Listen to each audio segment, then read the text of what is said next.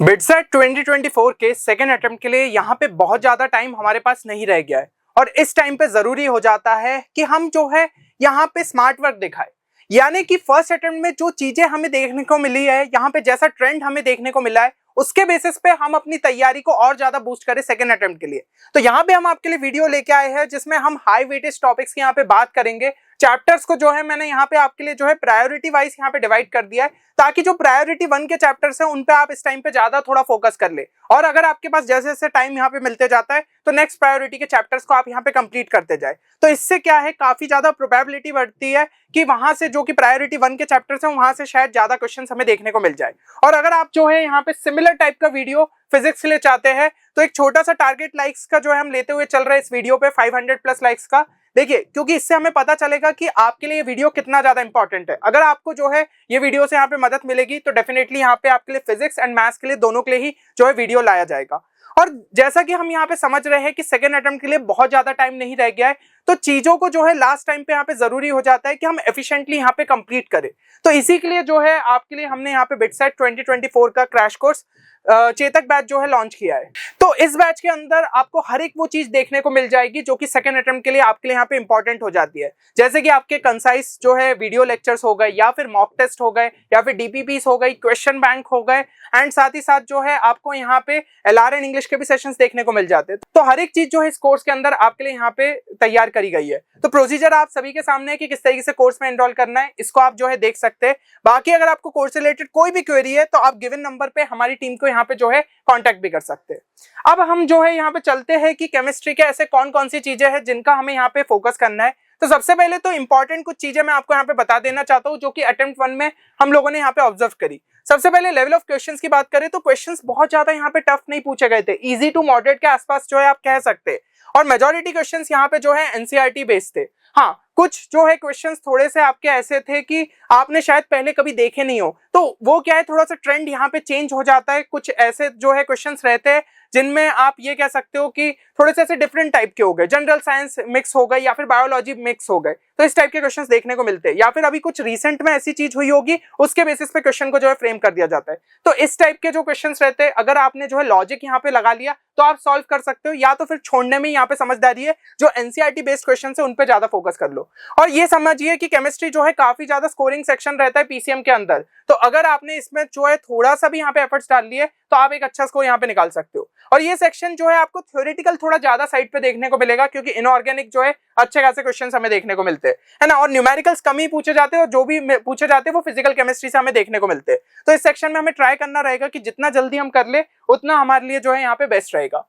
अब अगर हम जो है कुछ और इंपॉर्टेंट चीजों की बात करूं तो जैसा कि मैंने आपको बताया था कि कुछ क्वेश्चंस थोड़े से जो है डिफरेंट टाइप के हो जाते हैं, जैसे कि बायोलॉजी मिक्स हो गया, जनरल साइंस बेस्ड हो गए। तो ऐसे क्वेश्चंस को अगर छोड़ दे रहे हो तो आपके लिए जो है सही रहेगा, क्योंकि आपको अगर उसका आइडिया शुरू में नहीं लग रहा है तो हो सकता है पेपर के लास्ट में थोड़ा सा दिमाग लगाइए। अगर पहला कुछ ऐसा कॉन्सेप्ट पढ़ा था तो बेटर है, नहीं पढ़ा है तो उसको जो है छोड़ने में समझदारी है। और देखिए, कुछ चैप्टर्स जो कि आपके यहाँ पे जेईई मेंस से रिमूव हो चुके हैं, तो केमिस्ट्री के लिए तो खासकर काफी सारे ऐसे चैप्टर्स है, तो ऐसे जो है चैप्टर्स है उनसे क्वेश्चंस यहाँ पे बिटसेट के फर्स्ट अटेम्प्ट में पूछे गए थे। तो ऐसा नहीं है कि उन चैप्टर्स को आप छोड़ के जा रहे हो, क्योंकि देखिए ऐसा रहता है कि डिफरेंट सेट ऑफ यहाँ पे क्वेश्चन पेपर्स बनते हैं। तो किसी क्वेश्चन पेपर में मान लीजिए जो डिलीटेड चैप्टर था उसी से ज्यादा क्वेश्चंस डाल दिए, तो आप क्या करेंगे। तो ऐसे टाइम पे सही जरूरी ये रहता है कि आप सभी जो है यहाँ पे जितने भी डिलीटेड चैप्टर्स है उनको भी अच्छे तरीके से करके जाओ। मान लीजिए आप कोई चैप्टर यहाँ पे फर्स्ट अटेम्प्ट के लिए छोड़ के गए थे, तो एटलीस्ट इस टाइम पे उसके कम से कम इंपॉर्टेंट कॉन्सेप्ट्स तो देख लो, हो सकता है कि वहीं से आपका क्वेश्चन बन जाए। तो ये चीज का हमें यहाँ पे ध्यान रखना पड़ेगा। अब अगर हम वेटेज की बात कर ले तो जैसा कि हमने फर्स्ट अटेम्प्ट में देखा, जो कि एक शॉकिंग चीज भी थी, ऑर्गेनिक का वेटेज एकदम से ही काफी ज्यादा कम कर दिया गया है। तो हो सकता है कि सेकेंड अटेम्प्ट में भी सेम ट्रेंड चले, या फिर देखिए बिटसेट में चीजें जो है थोड़ा रैंडम हो जाती है, तो आपका जो है यहाँ पे ऑर्गेनिक का वेटेज फिर से जो है शायद 30-35% के आसपास पहुंचा दिया जाए। तो बेटर यही रहेगा कि आप ऑर्गेनिक को ऐसा मत सोचिए कि फर्स्ट अटेम्प्ट में कम पूछा गया तो इस बार भी कम पूछा जाएगा। आप अपने हिसाब से जो है पूरा सिलेबस को अच्छे तरीके से करके जाइए। ऑर्गेनिक में मान लीजिए आपको चीजें उतने अच्छे से नहीं भी आती, तो जो मैं आपको इंपॉर्टेंट यहाँ पे बता रहा हूँ तो प्रायोरिटी 1 की चीजें और जो इंपॉर्टेंट चीजें एटलीस्ट वो कर लेना। फिजिकल का जो है आपका यहाँ पे हाई साइड में ही देखने को मिला वेटेज, ठीक है, फिजिकल का, क्योंकि भाई ऑर्गेनिक का जो भी वेटेज था वो यहाँ पे फिजिकल में शिफ्ट हो गया था, और इनऑर्गेनिक का भी अच्छा खासा जो है आपको यहाँ पे वेटेज देखने को मिला था। तो ये चीजें जो है हमें फर्स्ट अटेम्प्ट में समझ में आई।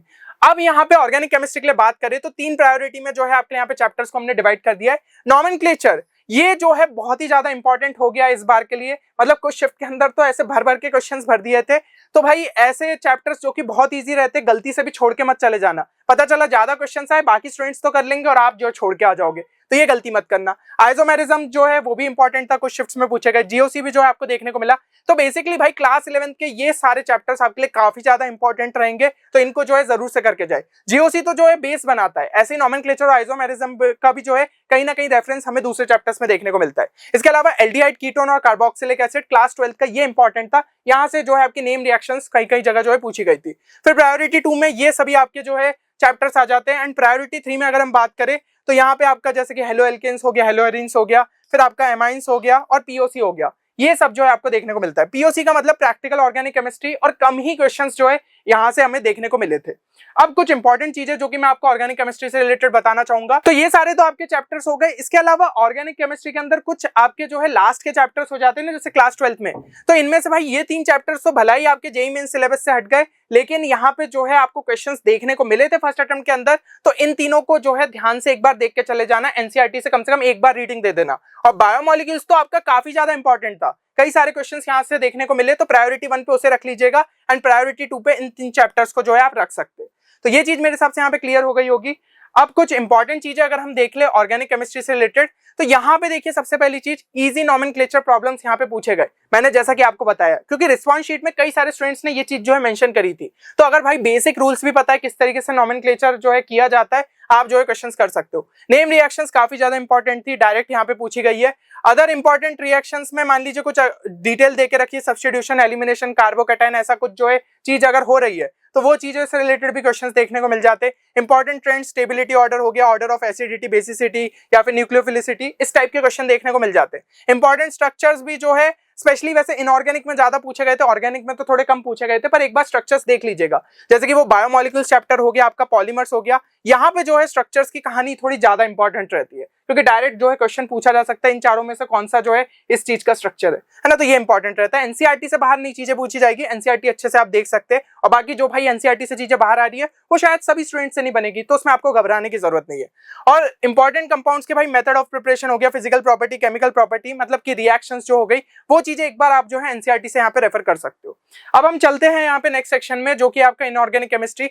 तो प्रायोरिटी 1 में ये तीनों जो है, और साथ ही साथ एस ब्लॉक आपके काफी ज्यादा इंपॉर्टेंट है। तो बेसिकली केमिकल बॉन्डिंग में आपका हाइब्रिडाइजेशन हो गया, बॉन्ड ऑर्डर हो गया, डाइपोल मोमेंट, यहाँ पे ज्यादा क्वेश्चंस देखने को मिले। कोऑर्डिनेशन कंपाउंड में बात करें, नोमेनक्लेचर, आइसोमेरिज्म, एप्लीकेशन और आपका जो सीएफटी वाला पार्ट हो जाता है वो काफी इंपॉर्टेंट था। पीरियोडिसिटी में ट्रेंड्स और एक्सेप्शंस ये इंपॉर्टेंट थे। एंड एस ब्लॉक से भी जो है हमें क्वेश्चन देखने को मिले, प्लस यहाँ पे पी ब्लॉक से भी देखने को मिले थे, लेकिन पी ब्लॉक जो कि हमारा थोड़ा बड़ा साइड पे पड़ता है चैप्टर, तो इसलिए मैंने उसे प्रायोरिटी 2 में डाला है कि भाई पहले कम से कम इनको अच्छे से कर लेना।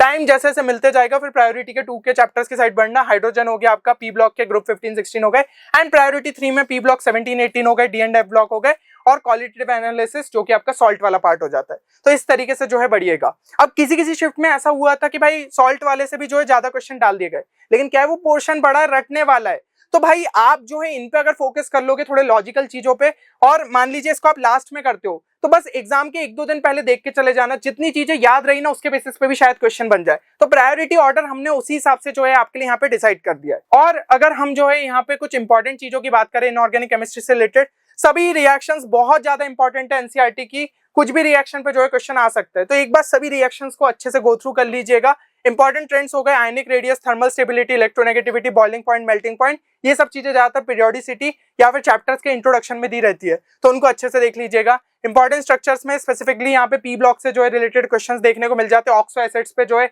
आए थे यहाँ पे स्ट्रक्चर बेस्ड क्वेश्चन।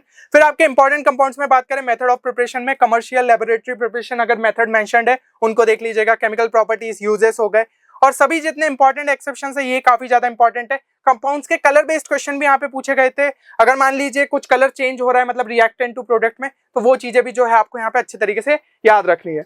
अब नेक्स्ट अगर हम चले फिजिकल केमिस्ट्री में, तो प्रायोरिटी 1 पे ये सभी चैप्टर्स है, जिसमें आपका भाई इक्विलिब्रियम दोनों ही इंपॉर्टेंट है। आयनिक इक्विलिब्रियम से भी जो है डायरेक्ट फॉर्मूला बेस्ड क्वेश्चन पूछे गए थे, तो फॉर्मुलेस भी क्लियर है ना, तो आप जो है यहाँ पे कर सकते हो। पीएच के जितने जितने केसेस के यहाँ पे फॉर्मूले दिए, ध्यान से एक बार आप जो है देख के चले जाना। इलेक्ट्रोकेमिस्ट्री भी आपका इंपॉर्टेंट है, केमिकल काइनेटिक्स हो गया, एटॉमिक स्ट्रक्चर, तो ये सभी प्रायोरिटी 1 पे चैप्टर्स रहेंगे।